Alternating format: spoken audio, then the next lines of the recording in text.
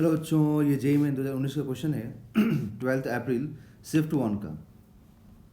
ये थर्मोडायनेमिक्स का क्वेश्चन है बच्चों। A sample of an ideal gas is taken through the cyclic process ABCA as shown in the figure.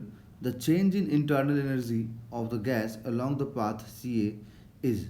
ठीक है, the change in internal energy दिया हुआ है बच्चों, कहाँ से कहाँ तक का? सी, यहाँ पे CA पाथ का, C से A जाने का जो पाथ है ना, उसका इंटरनल एनर्जी अपने को दिया हुआ है। The gas absorbs 250 joule of heat along the path AB, 60 joule along the path BC।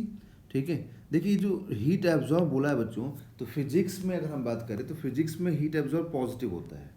System अगर हीट एब्जॉर्ब कर रहा है या फिर सिस्टम हीट ले रहा है तो उसको हम पॉजिटिव बोलते हैं, जबकि केमिस्ट्री में ऐसा नहीं होता। केमिस्ट्री में क्या होता है? नेगेटिव होता है। ठीक है, the work done by the gas along the path ABC। ठीक है, ABC along के पाथ के along कितना वर्क डन होगा ये आपको बताना है। ठीक है, तो पहले हम 1 बाई 1 देखेंगे एक एक पाथ का यहाँ पर। तो फॉर AB पाथ लिखें अगर हम लोग, है ना, अगर एक एक पाथ का देखेंगे तो ज़्यादा इजी रहेगा बच्चों।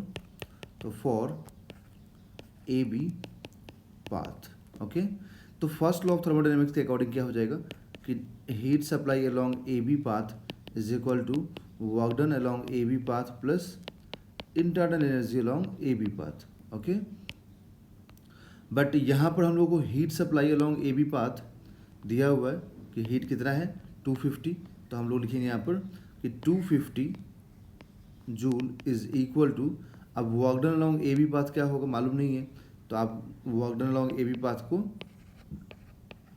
अभी मालूम नहीं तो छोड़ दीजिए। और work done along internal energy along AB path, तो AB पाथ के अलोंग इंटरनल भी हम लोग को नहीं दिया हुआ है, तो आप इसको भी यहाँ पर एज इट इज़ लिख करके रहने दीजिए। Equation number 1। Okay, now for path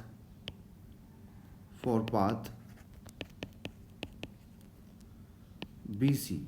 ठीक है, A से B हो गया ना, अब B से C देखेंगे हम लोग, तो B से C वाले में वॉल्यूम कांस्टेंट है, तो अगर वॉल्यूम कांस्टेंट है यहाँ पर थ्रू आउट B से C जब जाएगा तो वॉल्यूम कांस्टेंट है ना, तो जब वॉल्यूम कांस्टेंट है तो उसमें आपको वर्क डन क्या मिलेगा?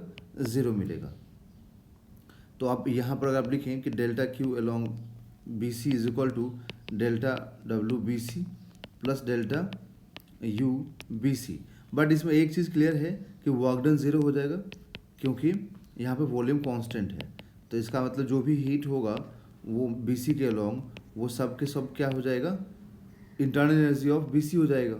ठीक है, तो BC के अलोंग यहाँ पर कितना दिया हुआ देखिए, BC के अलोंग जो हीट एब्जॉर्ब है वो 60 है। इसका मतलब हम लोग क्या लिखेंगे यहाँ पर? हम लोग लिखेंगे 60 joule is equal to internal energy along BC। तो ये बहुत ही इंपॉर्टेंट है, इक्वेशन नंबर 2 मालूम हो गया।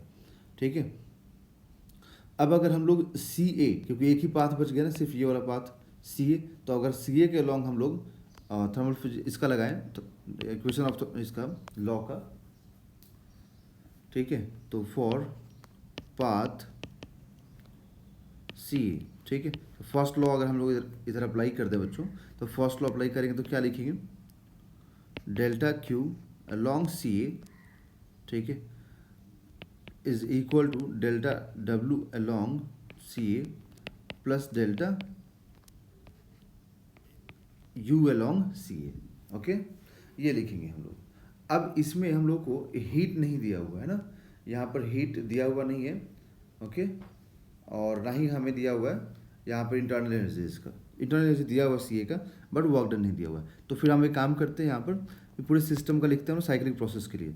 तो फॉर साइक्लिक प्रोसेस, क्योंकि साइक्लिक प्रोसेस तो है ये ऐसे ही जा रहा है ना, साइक्लिक प्रोसेस है, तो साइक्लिक प्रोसेस में हम लोग क्या लिखेंगे कि इंटरनल एनर्जी टोटल जो होता है ना ABCA का वो 0 होता है।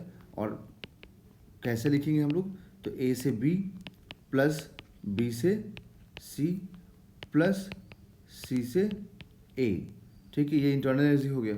तो अब यहाँ पर A से B का हम लोग को कितना दिया हुआ है, तो A से B जाने का इंटरनल एनर्जी मालूम नहीं है हम लोगों को अभी, तो इसको नहीं लिखेंगे। ठीक है, A से B का इंटरनल एनर्जी आपको नहीं मालूम, B से C का इंटरनल एनर्जी मालूम है, 60 निकला है, तो आप 60 लिख दीजिए यहाँ पर इक्वेशन नंबर 2 से, प्लस सी से ए का इंटरनल एनर्जी कितना दिया हुआ है, तो सी से ए का इंटरनल एनर्जी 180 दिया हुआ है बच्चों, माइनस में, ठीक है। तो माइनस में 180 दिया तो आप माइनस लीजिए यहाँ पर, -180, ओके, इक्वल टू 0। तो यहाँ से यू ए बी जो मिलेगा हम लोग को वो -120 इक्वल टू 0। तो यहाँ से U A B is equal to 120 joule, ठीक है। तो internal energy of A B मालूम हो गया, ठीक है। बट हम लोग से क्या पूछा है कि टोटल वर्क डन कितना होगा, ठीक है ना। तो टोटल वर्क डन पूछा है तो आप यहाँ पर क्या लिखेंगे, तो total work done along A B C path पूछा है ना, तो work done A B C is equal to work done along A B plus work done along B C, ठीक है ना।